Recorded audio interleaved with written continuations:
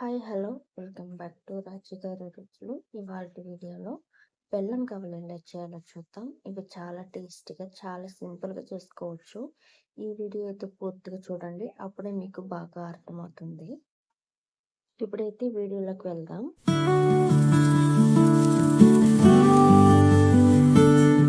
ఒక అర కేజీ గోధుమ పిండి తీసుకోవాలి. గవ్వలకి గోధుమ పిండి కరెక్ట్గా సరిపోతుంది. అలాగే ఒక 1 స్పూను బొంబాయి రవ్వ, చిటికెడు వంట సోడా, కొంచెం సాల్ట్ వేసుకోవాలి. అలాగే కొద్దిగా ఆయిల్ కూడా వేసుకుందాం. ఇక్కడ ఆయిల్ ఉంటే ఆయిల్ వేసుకోండి, లేదా నెయ్యి వేయాలన్నా నెయ్యి వేసుకోవచ్చు. కొంచెం వేసుకొని పిండి అంతా కలుపుకుందాము. ఇలా కలుపుకొని ఇట్లా ముద్దలా చేసుకుంటూ ముద్దలా పడుతుంటే కొద్ది కొద్దిగా వాటర్ వేసుకొని చపాతీ పిండి ఎలా కలుపుతామో ఆ లెక్కలోనే కలుపుకోవాలి. సేమ్ మనం చపాతీ పిండి ఎట్లా అయితే కలుపుతామో ఆ విధంగా కలుపుకుంటే సరిపోతుంది. దీంట్లో మళ్ళీ కొలతలాంటి ఏమి ఉండదు. కాబట్టి ఇప్పుడు మనం కలుపుకునే విధానం చపాతీ పిండి లాగే అనమాట. కలిపి ఒక 5 నిమిషాలు పక్కన పెట్టేసుకున్నాము. ఒక 5 నిమిషాలు అయిపోయింది కదా. ఇప్పుడైతే ఈ పిండిని ఒకసారి మెత్తగా అయితే కలుపుకున్నాము.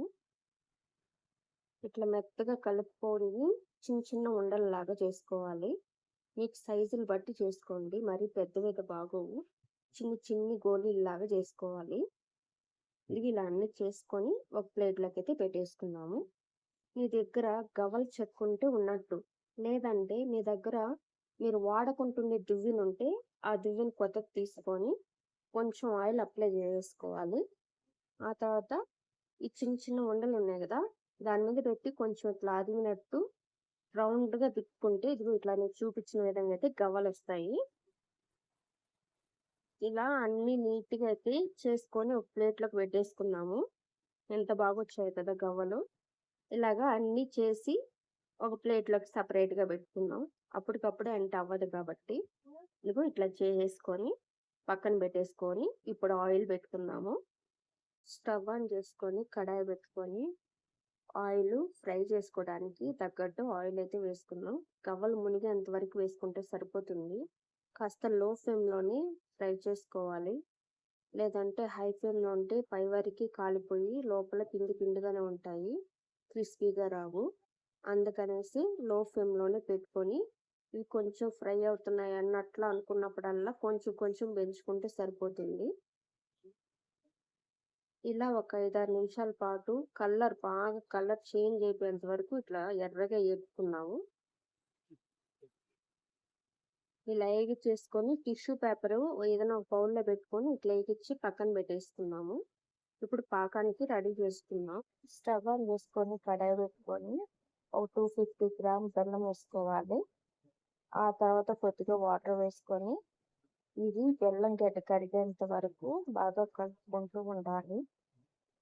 ఇలా బాగా కరిగిపోయాక కొంచెం ముదురు పాకం వచ్చేంత వరకు కలుపుకుంటూ ఉండాలన్నమాట.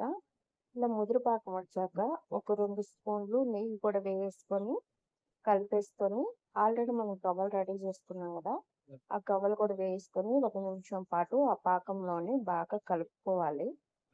ఈ గవ్వలకి పాకం పట్టేంత వరకు 1 నిమిషం పాటు ఉంచుకొని ఆ తర్వాత ఇట్లా జల్లికింట ఒకటి తీసుకొని ఆ పాకం అంతా దీంట్లోంచి దిగిపోతుంది. అలాగే సపరేట్గా ఒక ప్లేట్లోకి వేసుకొని పక్కన పెట్టేసుకోవాలి. ఇలా ప్లేట్లోకి వేసుకొని ఒకదానికి కలుసుకోకుండా ఇట్లా విడివిడిగా పెట్టుకొని ఒక 1 అవర్ పాటు పూర్తిగా చల్లారిపోవాలి. పాకం అస్సలు కలుసుకోవాలి, అప్పుడే రెడీ అయినట్టు.